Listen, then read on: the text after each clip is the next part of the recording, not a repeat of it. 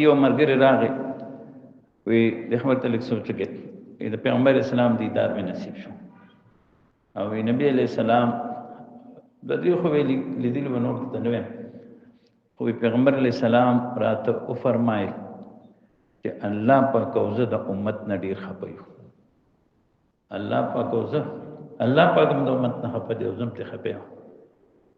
یو سو وجه خو له یو وی خلک ګیره قنچي کوي خلک ګیره قنچي کوي دویم خلک دروغ وي دروغ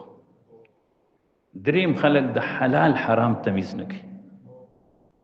د حلال حرام تمیز نه کوي او څلورم زنا دروغ د حلال حرام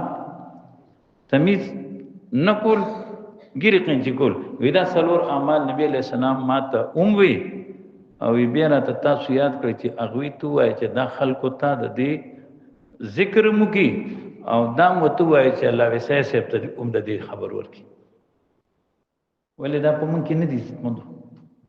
قرآن کریم ټول هدایت ته دا اول نه اخر پورې مونږ ته څه نه دي ذکر شوی